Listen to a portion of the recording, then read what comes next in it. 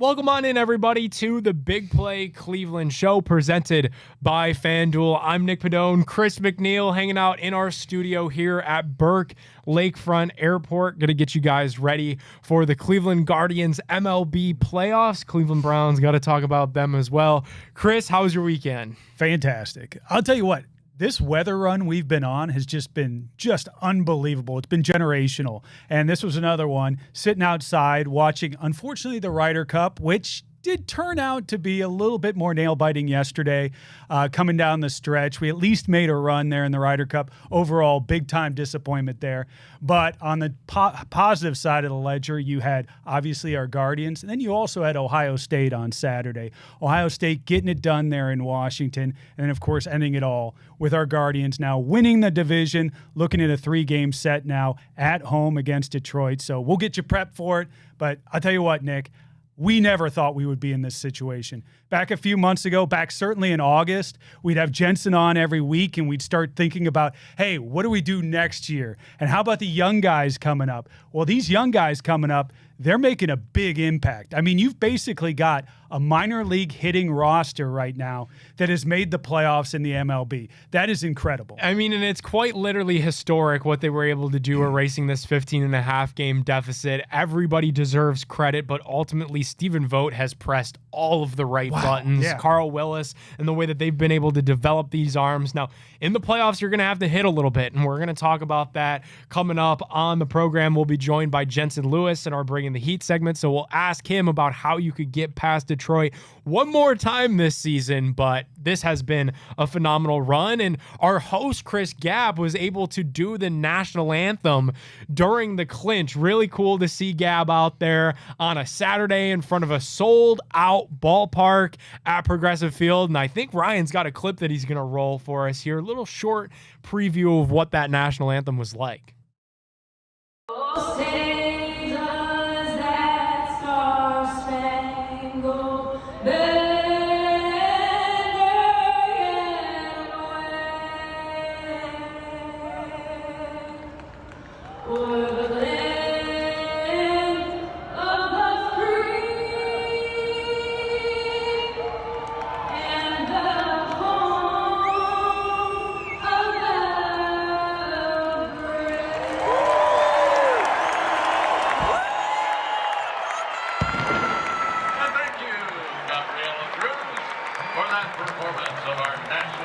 So undefeated in games that Gabb sings the national anthem. No pressure to her, and she's not here to defend herself. I think she's got to do it on Tuesday. I think she's got to do it against Tariq Skubal. Get that good momentum back on our side.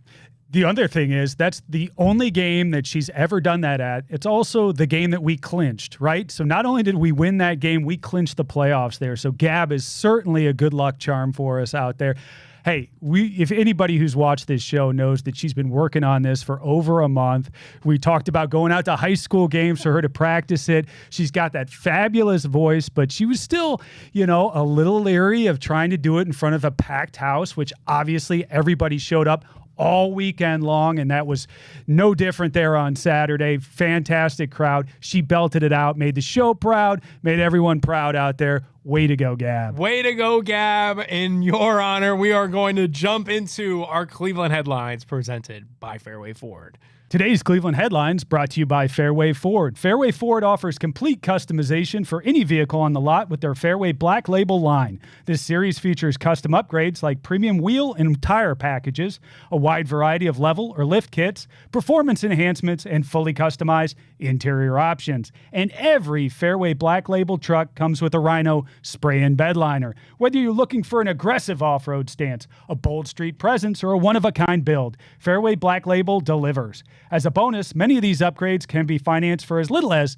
0% APR, depending upon the vehicle line. You dream it, they can build it. Visit fairwayfordohio.com to explore their current Black Label inventory or give them a call to start designing yours today. Alrighty, we gotta get into a little bit of the bad. Lions 34, Browns 10, and the big question all around Cleveland this week is it feels like it's time to make a switch at quarterback. Now, when you're going across the pond, you're going to go play the Vikings, a team that, by the way, I think is very beatable. You know, the spread in this game, according to FanDuel, as of today, is 3.5 points right now in favor of Minnesota. I like the Browns' chances. It may seem pretty surprising, but the Vikings are pretty beat up. Their offensive line is not very good, and I think that our defense, you know, we've talked about it before, that they could travel. I think they could travel across the pond, and I think the Browns can really make the Vikings make it a tough afternoon over there for them. I hope so. I wonder what's going to happen with this quarterback thing. It felt like Kevin Stefanski left the door ajar when he met with the media after Sunday's game, and he said that their focus isn't on making a change at the quarterback position and that they need to be better as an entire offense. Do you really think they're going to make a change? Going across the pond like that, going to London, you got a young guy, rookie year, and you're going to throw him in there? I just don't know that it can be worse than what it is right now. And I think they've got to be thinking that themselves. Like, this offense is predicated on taking care of the football, making smart decisions. And you've got a quarterback right now that has 8 turnovers in 4 games. And I know if there's one thing that makes Kevin Stefanski's skin crawl, it's that, and it's not taking care of the football. I just wonder if, like, their timeline that they have determined for Dillon Gabriel, if this is just way too soon. And that's kind of my inkling, is that it's probably too soon. I'm sure they would love to make a change. If they had Kenny Pickett, we'd probably be seeing Kenny Pickett in London, but I don't know if they're going to thrust Dillon Gabriel into this spot. We're truly going to have to wait and see. Well, we talked about it before. I expect them to make the change at Miami. So that's not this week. It's not the following week because you got the Steelers. It's going to be the week after that. I expect them to make the change. Right now, I tell you what, it looks pretty bleak there at the quarterback position. Flacco is not instilling any confidence. That arm punt that he had yesterday, oh my good Lord, what is he doing out there, Nick? Yeah, and I think another piece of this is, for as much as people just want to see their pound of flesh and they want to see that quarterback change happen so badly, I don't know that it looks much better with Dillon Gabriel. Like, sure, maybe he gives you a little bit more mobility, but he's not exactly Lamar Jackson out there with his legs. And I think you see, like, the receivers can't catch the ball. The offensive line can't block. Outside of Quinshon Judkins, you have no run game. So I really think it's a collective disaster offensively. And I don't know that a third-round rookie is going to heal everything the way that some fans expect it to. Yeah, yards per game right now for the Cleveland Browns, we're number 26 in the league, Nick. Passing, we're number 19. Rushing, you touched on it, we're number 29. Points per game, number 31. Averaging 2 touchdowns per game, that's it. So something's got to give here. We got to figure out something on the offensive end of the game. If you had to diagnose one thing, Chris, that's your, like, biggest concern for the Browns as we move forward, what would that one thing be? Good Lord, that's a good question. We've got so many opportunities. I mean, 2 out of the 3 phases of the game are just awful right now. Offense, special teams. Defense has been good. Offensively, you know, you look at Jerry Jeudy. On that opening drive, he was fantastic. We moved the ball right down the field, scored 7 points. He caught every ball. After that, he went something like 0 for 6. He didn't catch anything. And we're seeing drops all over the place for this receiving crew. Even Harold Fannin, you know, he's been great. I really love when he gets in there and gets the ball. He fights for those yards. He had some drops. Quinshon Judkins looked really good. I tell you what, there's another guy, another rookie who really fights when he's out there, but they just can't put it all together. The drops combined with the quarterback play and a beat up offensive line, that's a bad formula. Yeah, I mean, they're trying everything at offensive line. They traded on Monday morning for Cam Robinson, who was a second-round pick to the Jaguars a couple of years ago. Ultimately didn't have a ton of success there. Wound up in Houston. The Browns are swapping 2027 late-round picks. So it's not like you're giving up a whole lot, but they got to try anything else at offensive tackle because it has been that bad. Like, Cornelius Lucas was borderline unplayable, and that's really your only option right now. And that's the other thing. Everybody who wants Dillon Gabriel in there, and I want to see what he's going to do as well, but you're putting him behind a beat-up offensive line with receivers who can't catch right now. So what are we setting him up for? You're setting him up for failure. Now, I understand these guys have got to take their lumps, and they're not going to really learn until they get into games, but this is really not the situation where we're setting up our quarterback for future success. No, but that's what we do to quarterbacks, and that's why when we do find the one and whoever it is, when he pops, like I feel like we'll kind of know right away because I have to. Yeah, because with Sink or swim, Nick. That's all it is. That's really what it boils down to. All right, we got to pivot and get into some of the good as the Cleveland Guardians pulled off the unthinkable. They completed the biggest comeback in Major League Baseball history by erasing the Detroit Tigers' 15.5 game lead in the American League Central. Chris, there are just not enough good, positive adjectives to use about this Cleveland baseball team. Yeah, so many superlatives right now. We're always going to talk about them coming back from 15.5 games back. That's where we sat back in August. What we'll forget is we actually won the division by 1 game, right?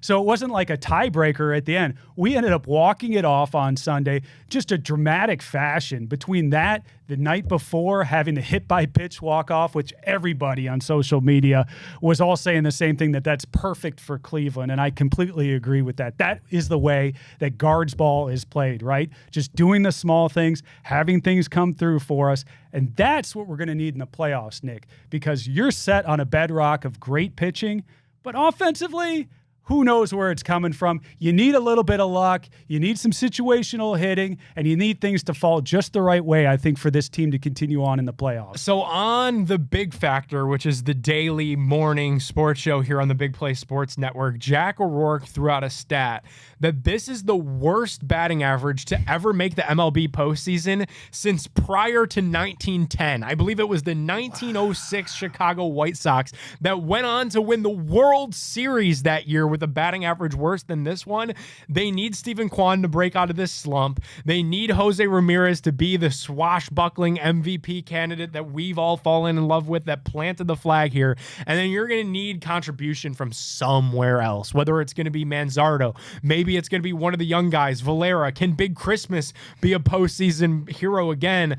This offense has to give you some more fight than what they've given you, even erasing this 15.5 game deficit, because if they don't, I do fear that it's going to be a really short-lived postseason for our Guardians. Yeah, but it's a great start here. Having these 3 games at home in Cleveland, I mean, what a nice reward for what was just a magical season so far.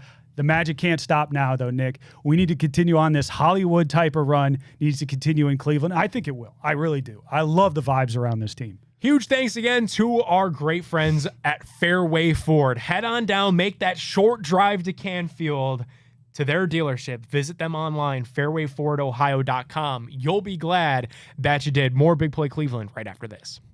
The Big Play Sports Network is brought to you by Lake Spur Marketing, connecting your brand to the right customers. Visit lakespurmarketing.com today. Today's featured interview is brought to you by Garage Beer. Garage Beer, the perfect beer for any occasion. It's small batch, no frills, no bitterness. It's just beer that tastes like beer. The Garage is always open with our friends at Garage Beer. And now we welcome in a very special guest, college football expert for On3 Sports, Mr. Ari Wasserman. Ari, thanks so much for joining us on the Big Play Cleveland Show as we are getting pretty excited about our undefeated #1 ranked Ohio State Buckeyes. What have you seen out of Ohio State in these early games? And this seems like a team that could be for real once that schedule meets up a little bit more.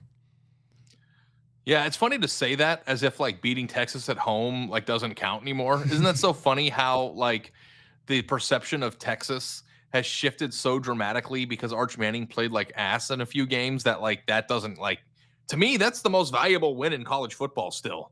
And it's going to age well. I think Texas is going to go beat up on Florida this week. Arch Manning will settle in. They're going to win games. They're going to be in the playoff race. And then everyone's going to remember that Ohio State beat Texas at home in week 1. It's so bizarre. And that's not a you thing. That's an everybody thing. Ohio State is the deepest, most talented team in college football again.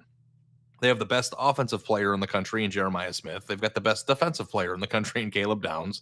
And their quarterback, by the way, has turned out to be very good. Arvell Reese is turning into a star. Like, you look all over the field, and Ohio State just continues to stack players, even in a year after they lost half their roster that won a national title to the NFL, and they're still got more good players in every team that they play. So, from that standpoint, I don't know that they'll go undefeated this year. It's very hard to go undefeated. I'm sure a game will sneak up on them at some point. But this is a team that has every piece needed to win a national title. So there's definitely reason to be excited. They've got great players all over the field, and they won't play a single team all year that can match up player for player with them, which always gives you a good shot to be very good. Yeah, and on the defensive side of the ball, they've looked just fantastic. What about the job Matt Patricia's done? Yeah, I know people were kind of iffy on the hire when he got hired, right? Like that was like why are we doing this? And things didn't go well for him at times in the NFL, and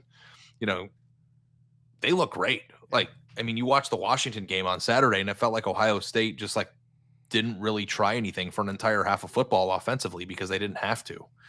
And I think the thing that is so exciting about this Ohio State team is that it can exist in multiple types of games against diverse opponents. They can win a game 15 or 14-10 or 9-6 if they have to. They can win a game 48-40 if they have to. My number one takeaway from Ohio State's last game is their defense is nasty, especially in the red zone. People cannot score on them. I think they're like averaging like 7 points or 6.5 points a game this year. Yeah. And that they don't have to have training wheels on Julian Sayin, the quarterback, anymore. It felt like to me that they really were protecting him and dumbed down the offense for him in the first half because they knew Washington wouldn't be able to score. And then once they finally started letting it rip a little bit, it's like, yeah, this kid can play. So the number one reason to be fearful about Ohio State's prospects of repeating or competing to repeat as national champions was always how good is their quarterback going to be? They lost Will Howard. He's in the NFL right now. You're breaking in a new kid who hasn't, and it's like, he hasn't made any catastrophic mistakes. I think he played the entire Texas game without making a single mistake outside of missing Jeremiah Smith on the, second or third drive. He didn't make any bad turnovers. He was, in command, wasn't overly stimulated by the environment. Goes on the road for the first time at Washington. I thought looked very composed. He has certain throws that just make your jaw drop. Like that one pass that he had to Max Clare. That'll be just a random play in the annals of Ohio State's, stats this year. But I thought that ball was like, holy crap, this kid's got a cannon.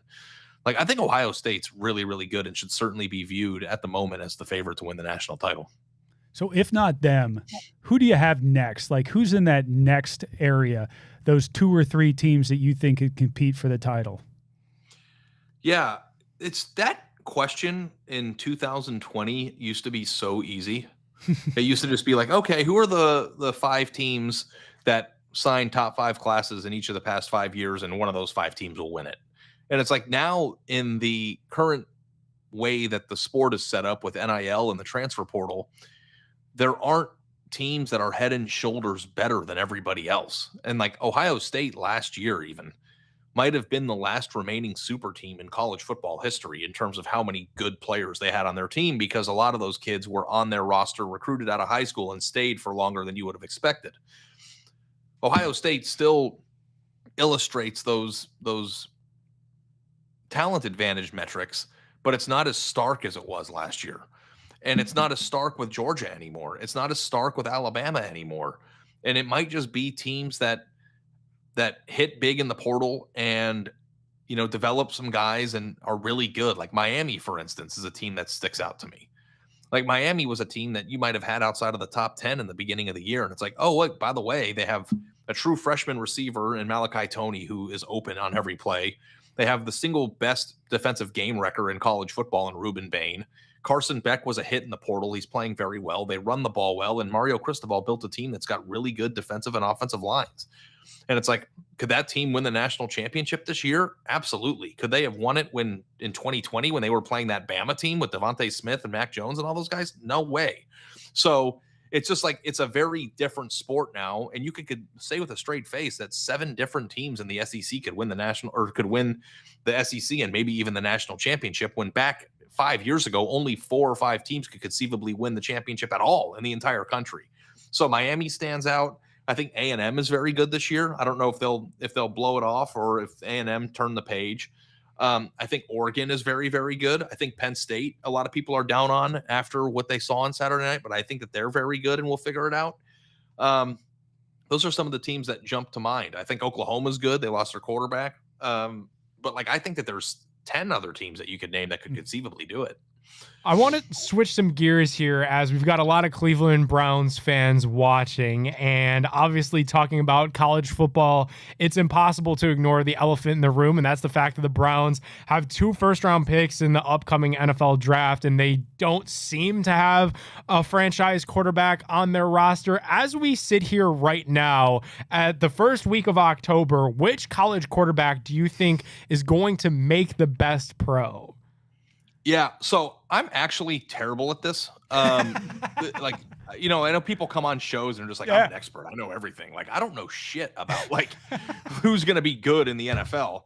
And to illustrate that, like one of my stupid hobbies is I like to collect sports cards. And I don't know if you guys know this, but it's back and cards are expensive and values fluctuate. And it's pretty crazy. I invested a ton of money in Justin Fields. And maybe I was too close to the situation because I was covering Ohio State every day at the time, but I thought that that kid was going to be a Pro Bowler every year. And, you know, he's starting and he's still fairly young. He has a chance, but like it did not go that way. And then you look at like Brock Purdy. And Brock Purdy played in a Super Bowl and he wasn't even his own coach's pick. And the only reason why he ever even got into the game is because Trey Lance was injured. And now he's one of the top 10 quarterback. The guy who throw backwards or passes backwards in college is now a top 10. I have no idea. So which makes you particularly qualified to be a GM of the Browns, as it turns out. Like I think I could do better than the Browns have done drafting over the course. You have absolutely no idea what you're doing. You still think you could do better than the Browns. I think everybody would agree with you. Because I couldn't be worse, I don't think. That's the thing. Statistically impossible to be worse than we've been. Yeah. I think I read a stat somewhere like 5 years ago or 4 years ago that the Browns like had like 5 multi-year starters or something in a 20-year period or something from like drafting. I don't know. Like if you go back and you look at their statistics, I don't cover the NFL. I actually like the Browns. I am a Browns fan. I don't really publicly acknowledge that very often. My dad has a background in rooting for Cleveland sports teams, so I have done that my whole life. And ever since I got into this business, like my fanhood is very much subsided. Like I don't like live and die with the teams because I'm so busy on the weekends working and I have a journalistic view of things. But like my dad's been a Cleveland Browns fan since 1960, and like the guy is like a healthy dude, and I hope he's around for a long time. I don't think he's ever going to see it, man. I don't think it's going to happen. So begs the question, are you going to pass it down to your offspring? I only have a daughter right now and she's way more into ballet than she is into sports. So I don't think that I'll be able to torture another. The thing that sucks about being a Cleveland fan for the most part is that I'm a 38-year-old man. So the Browns came back in 99 when I was 12.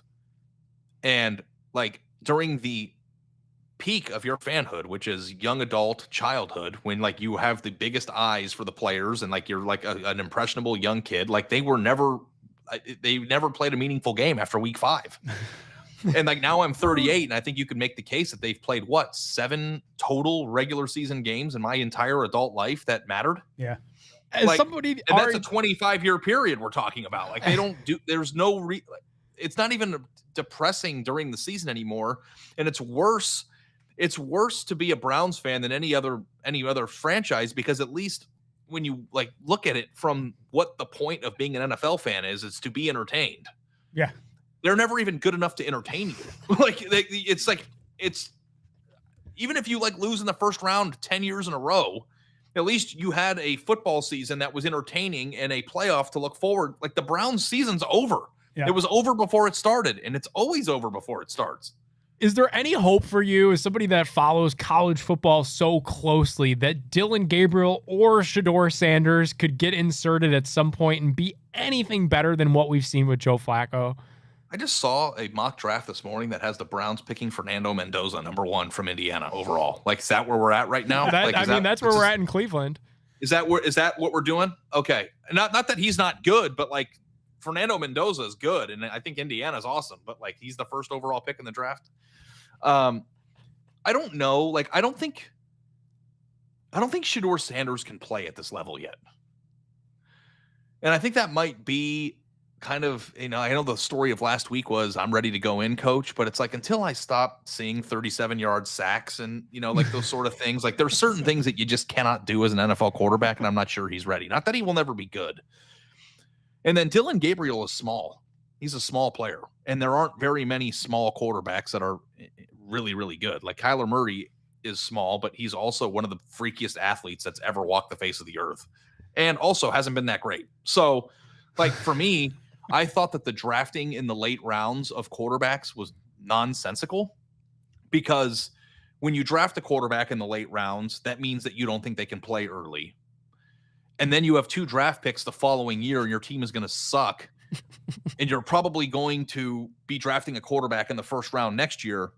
So instead of acting like a functional franchise and selecting players that would be pro bowlers at different positions, because you know what teams that win the Super Bowl do? They draft all pro linebackers in the 4th and 5th round. The Browns draft a quarterback that will never play. So I personally think they should be playing, because there's nothing to gain from Joe Flacco playing. They're not going to the playoffs this year. They're doing nothing but meddling and throwing the best defense in the NFL into the trash. Do something to give people to show up at the games. Now, if you think that you can ruin a quarterback, then ruin him. You're going to draft a quarterback anyway. Like, it's so the picks were wastes to begin with, because that's not the long-term plan here. Meanwhile, we're paying a quarterback who is 75 years old to go out there and throw picks in games that you're competitive in. I don't understand anything they do ever. And again, I don't cover the NFL. I need that on a Come on the t-shirt. show. I'm not trying to come on the show and like shit on Cleveland Browns. I'm expressing this because I never get to talk about it with people, that I am so dumbfounded because I don't understand what they're trying to do. Like, it's one thing to try something or to have a plan and to fail at it. I don't even know what the Browns are thinking half the time. So, like, you guys follow the Browns way closer than I do, by the way, because I've got my head in college football 24/7. I'm worried about Fernando Mendoza's run at Indiana, not him being the first round pick. What do you help me out here? Why is Joe Flacco playing? And if he is playing because they can't play the younger players, then why did they draft the younger players when they could have gotten other players in those spots that would be very good? Okay, here's my only thought on this, is that we're waiting another 2 weeks. We're going across the pond this week, right? So you're not going to start him over there across the pond in London.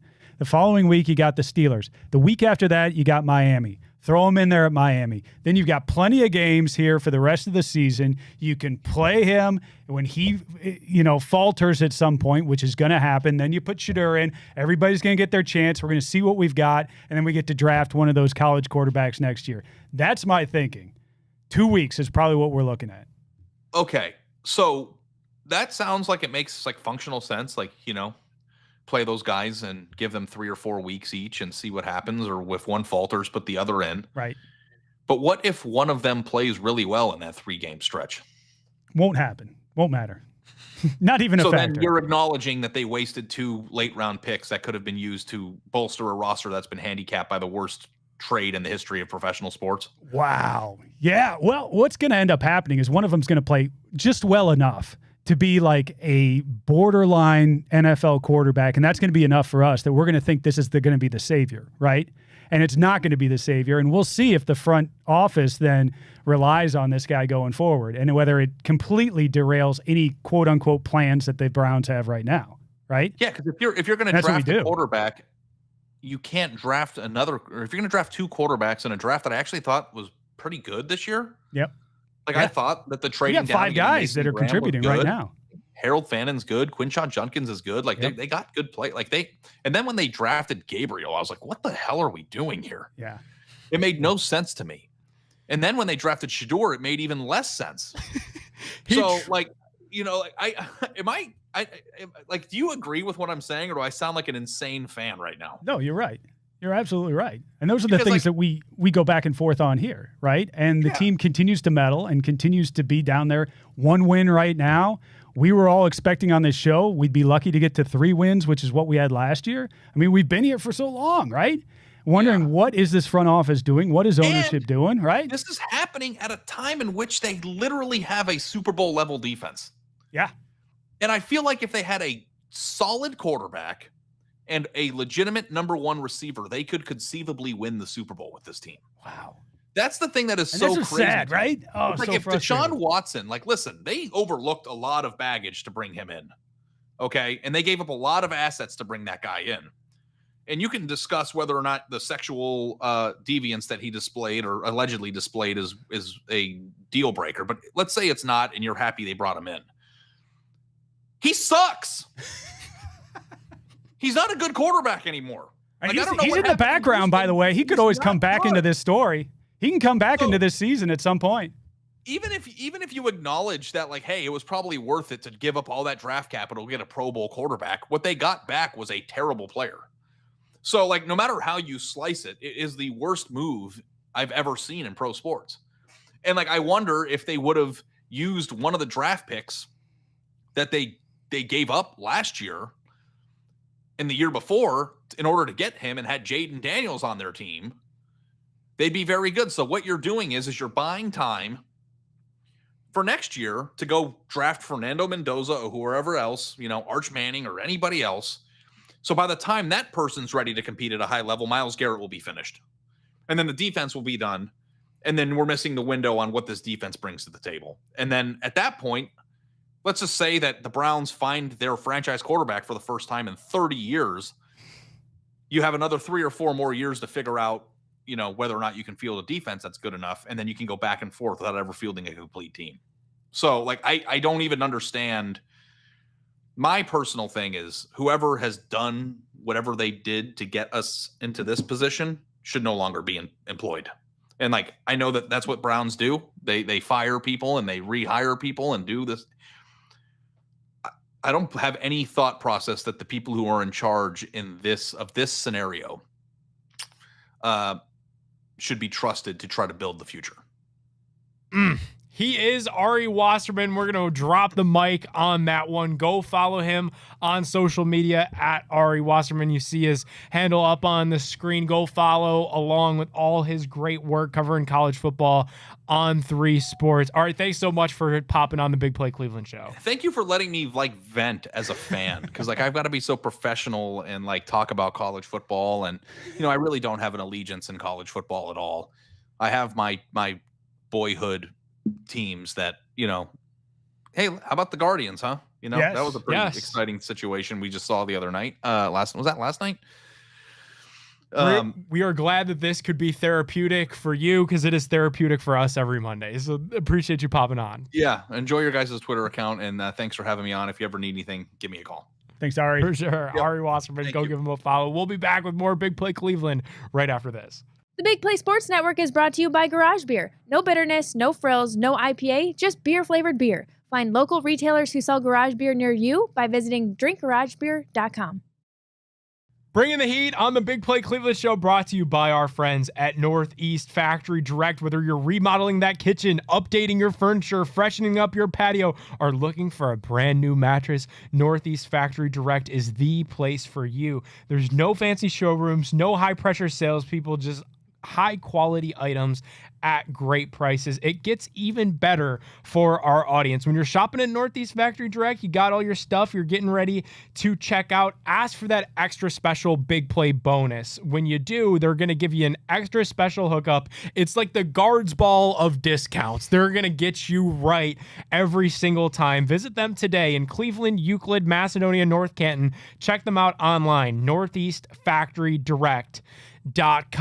It is time for some playoff baseball conversation with our guy, Jensen Lewis. Jensen, thanks so much for popping on this week as we get ready for Guardians Tigers. All goes down Tuesday at Progressive Field.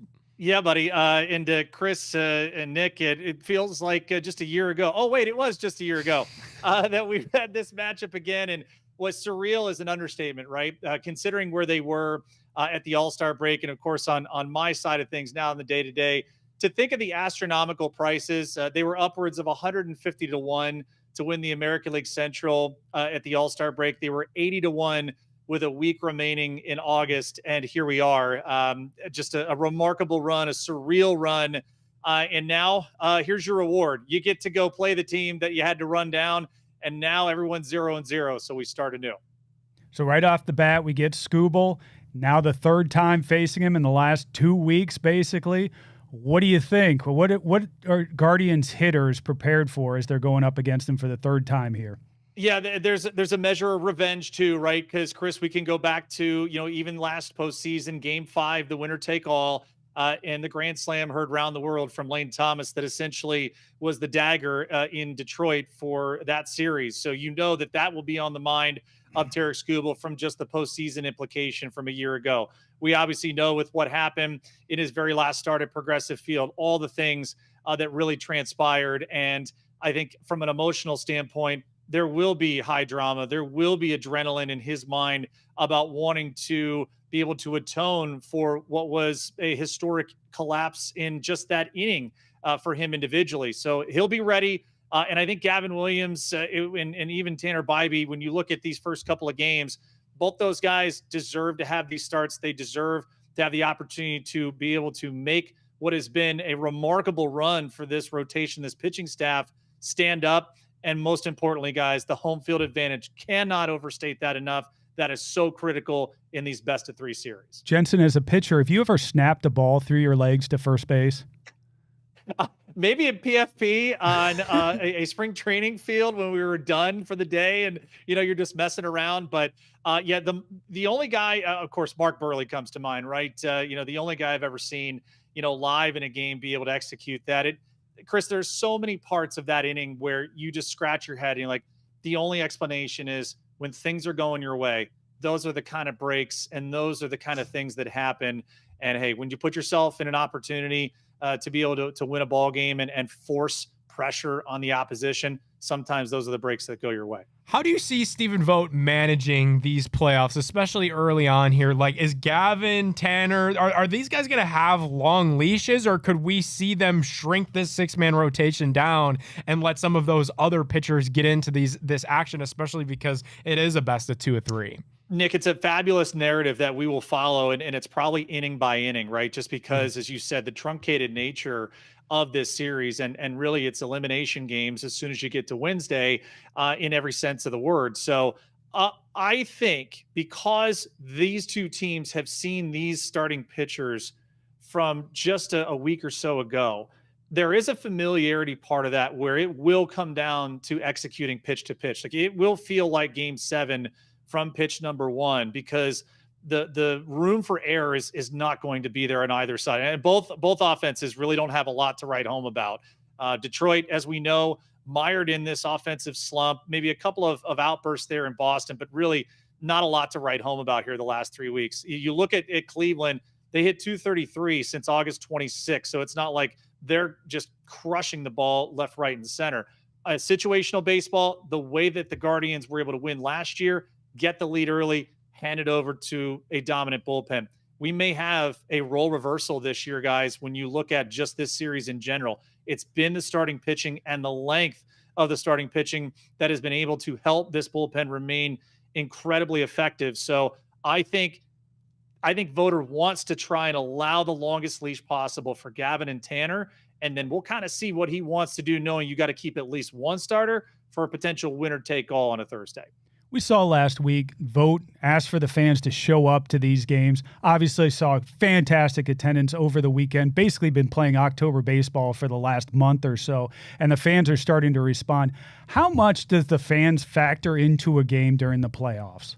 It's immense, Chris, and it is unmistakable, especially there at Progressive Field. Heck, my rookie year when it was then Jacobs Field in 2007, we'll never forget when Trot Nixon, who was our teammate at the time, told us in 04, in the early 2000s, when they would come in, it was as hostile an environment. You're talking about old Yankee Stadium where the Red Sox had to play too. And he said, make no mistake about it, the Jake was as tough an environment to win in as any ballpark we went into. So that's heady praise for a fan base that we know when you show up and you get loud, it makes all the difference. So it doesn't matter that MLB wants to put us on the early matinee. Would be nice to get some night games early in the playoffs. But hey, take off of work, do whatever you got to do to show up, get loud, and get proud.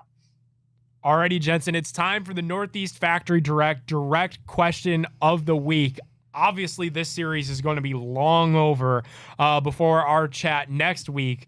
So if the Guardians are able to advance to the American League Division Series again, how do you think they match up with Seattle?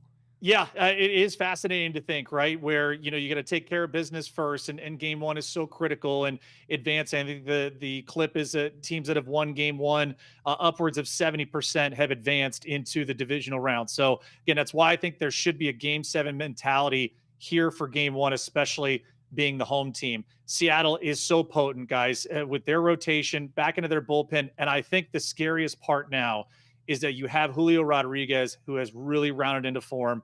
We know they have the MVP and Cal Raleigh. And I think Randy Arozarena, playoff Randy, has a way of showing up in big moments. Seattle is loaded for bear.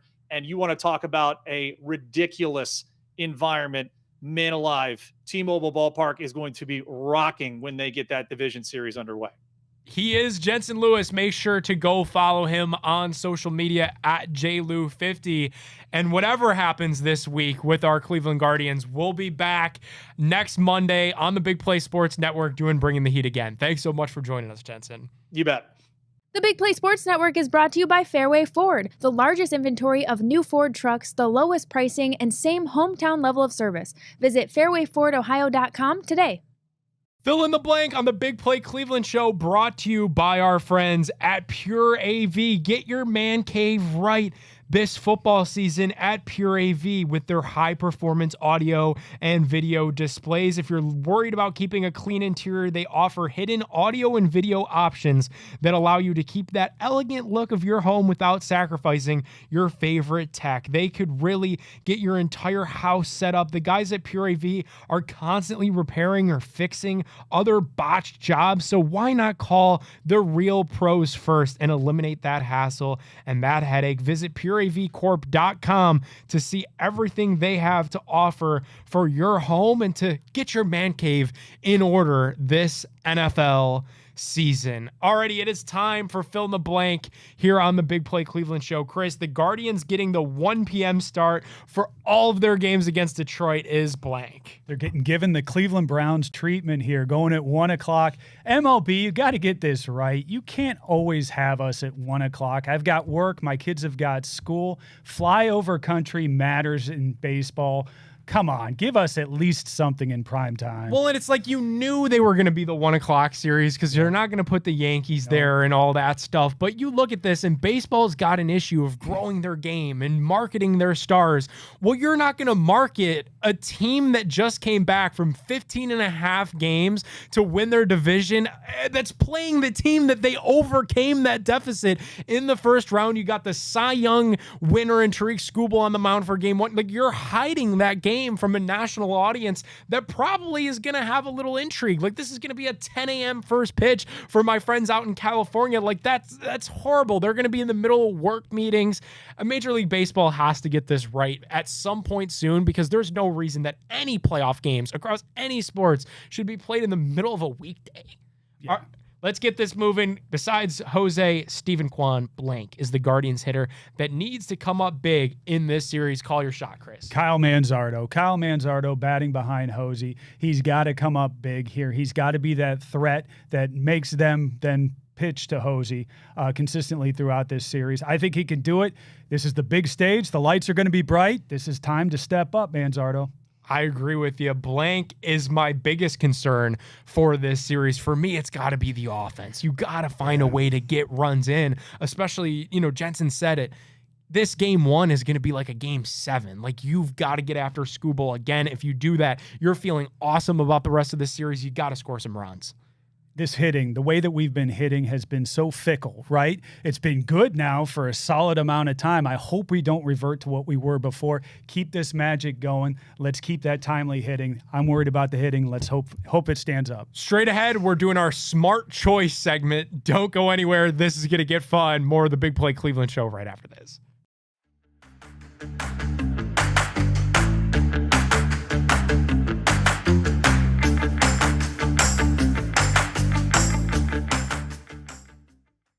Our Smart Choice segment on the Big Play Cleveland Show is presented by our friends at Smart Choice Windows. Right now at Smart Choice Windows, you can get 50% off of all windows during our limited time promotion. Plus, take advantage of their special financing with no money down and no interest until 2027. Are you looking to upgrade your whole exterior? Smart Choice Windows is also offering $1,500 off siding for your entire home and $500 off entry door installation to boost that curb appeal. Remember, every project starts with a free, no pressure estimate. So give them a call today at 844-GET-SMART or visit smartchoicewindows.com and make sure to ask about our special Big Play bonus to get an additional 10% off of all promotions at Smart Choice Windows. Alrighty, I'm going to give us a situation, and Chris, you're going to tell me what the smart choice is.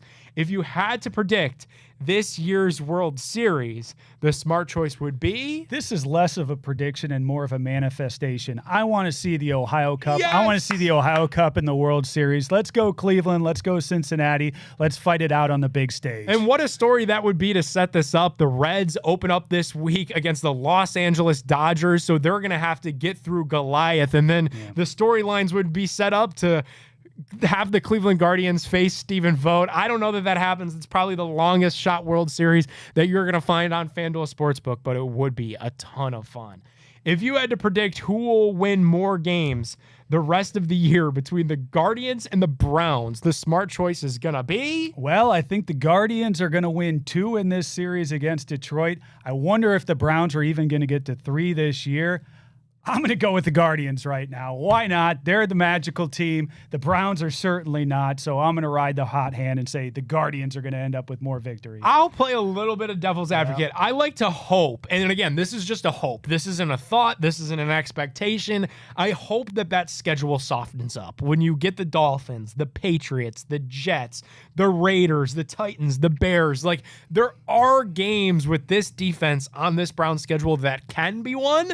I don't know that they physically can get victories in this game, but the schedule does soften eventually for our Cleveland Browns. Let's go to our third one. If you got to pick the kickoff time for Browns games, the smart choice would be 9:30 a.m., 1 o'clock, 4 o'clock slate, or in prime time. Give them that Guardian slot, 1 o'clock on Tuesdays. How about that? That's about it. On Cartoon Network. That's right. And put the Guardians in on prime time. There's the switch that needs to be made.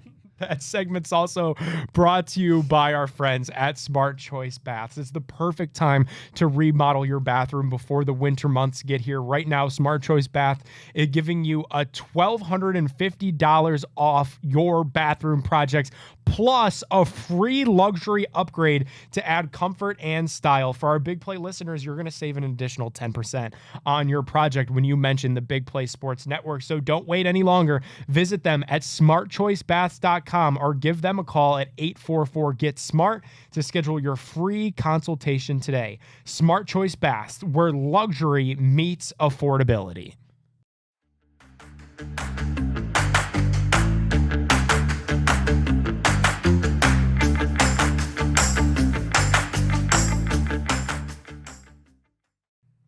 Our Big Play bets on the Big Play Cleveland Show presented by FanDuel. FanDuel's got an offer you don't want to miss this NFL season. New customers can bet just $5. Get $300 in bonus bets if you win. That's right. Pick a bet $5. If it wins, you'll unlock $300 in bonus bets to use all across the app. You could build parlays, bet player props, ride the live lines, whatever your style. FanDuel has you covered. The NFL season is finally here, so the only question now is, are you ready to play? Visit FanDuel.com/BigPlay to download the FanDuel app today and get started. Must be 21 plus and present in select states. First online real money wager only. $5 first deposit is required. Bonuses are issued as non-withdrawable bonus bets, which expire 7 days after receipt. Restrictions do apply. See terms at sportsbook.fanduel.com. Gambling problem? Call 1-800-GAMBLER or visit FanDuel.com/RG.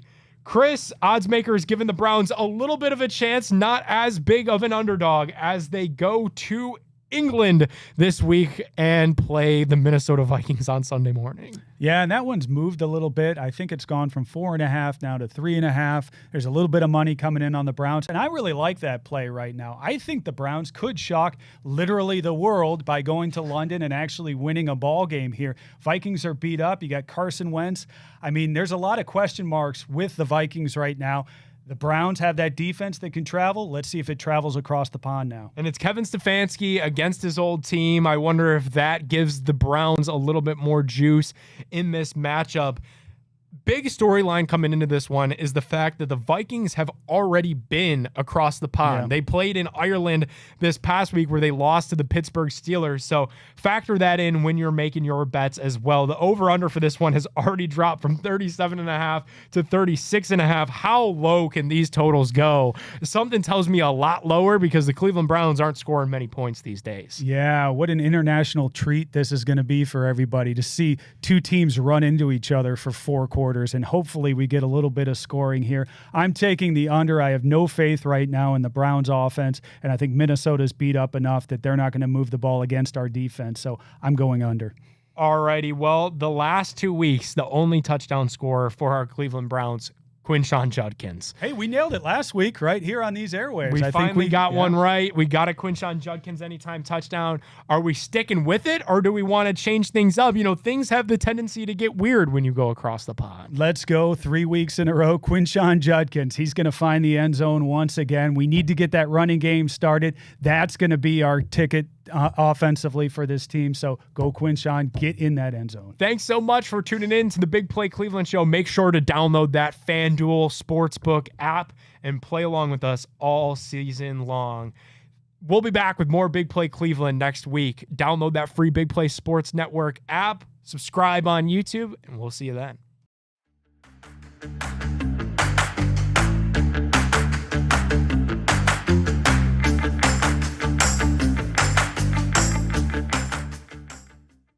Welcome on back into the Big Play Cleveland Show. It's time for our weekly check-in with our guy, Ty Dillon.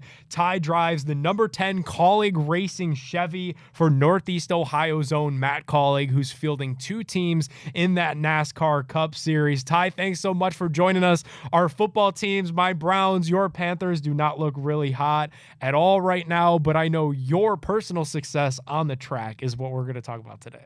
Yeah, absolutely. You know, last week I had a pretty rough week on track, but my Panthers won. So this week we had a great week on track and the Panthers got destroyed. So I'll take the good success on track and the fault of the Panthers. So no, it was a wonderful week with our team at Colleague Racing. You know, we started kind of in the bag due to a rough qualifying situation from the last week. And we were able to grind and execute every phase of the race all the way through, staying kind of ahead of the sticks, to use a football term. I was able to have a great restart at the end, get ourselves in the top 15, ended up 13th, and just proud of our team. You know, it's really hard in NASCAR to get out of a free fall of negative momentum and start rebuilding again. And that's just what we did here at Kansas. So it was a fun weekend, and looking forward to finishing out these next few races of the season really strong. You know, when things go right like how they did, you know, yesterday, good, clean day for the entire team, and hopefully this helps you guys turn things around going through the final stretch of the season. What's it do for your mentals when you're able to have such a nice finish, like 13th place going into the final stretch of the NASCAR season? What's that do for you mentally, Ty? It does a lot, because we all know, like, at the end of the season, the playoffs, everyone that's in the playoffs has their best foot forward. You know, those top 10 guys that are left, and to go out there and be right on the edge of running and beat some of those guys in the playoffs this week, as the season's going down, and it's easy for us as a team to just lay down and kind of coast into the off season. But to put a good finish out there and have some momentum to end the year, that's going to be great for us at Colleague Racing. And, you know, it's very exciting. We have a team that's fought all year. That's kind of been our mentality. And we just want to learn as much as possible, come to the end of the year, and be as strong as we can when we get to Phoenix. All right, we got 5 races to go in the 2025 season. Charlotte, Vegas, Talladega, Martinsville, and Phoenix. If you had to pick a destination that you're most looking forward to getting out into, which one of these last 5 would it be? Honestly, all of them I really enjoy. These are some of my favorite tracks on the schedule. This would be a stretch of the race season that I would circle as far as something that I feel like we can take opportunity at. Obviously, Talladega is a place that we were running fifth or seventh with on the white flag and ran out of gas early this season, so we'd like to take advantage of that race again and go lead some laps and put ourselves in position to win that race. That would be an awesome cap to the year, feather in our hat. But I also look at these other tracks as places that we can go out and do just what we did this weekend at Kansas and have really solid runs, hopefully inside the top 15 and maybe click off a top 10 or so. All right, looking forward to this week. You got Charlotte Motor Speedway, 5 starts in the Cup Series here, where you've led 5 laps, earned a top 15 finish in 2019. What you looking forward to about this weekend? Yeah, I just love being in our backyard here in Charlotte. Obviously, my teammate AJ, I think this is his best track. He dominates every time we come here. He's been a huge help to me already. He made a huge list of notes trying to help up my game for this racetrack. But even before being a teammate with him, I felt like this is a place I had confidence at. I've had some solid runs, and I think just working with him and trying to grow my road course game is something I look forward to. I always look forward to a challenge. So hopefully we carry that momentum from Kansas into Charlotte this weekend at home and go have a great roval together. He is Ty Dillon. Go follow him on social media at Ty Dillon and keep up with him every single weekend throughout the NASCAR season at Colleague Racing. Ty, thanks so much for popping on and looking forward to doing it again next week. All right. Thanks, guys.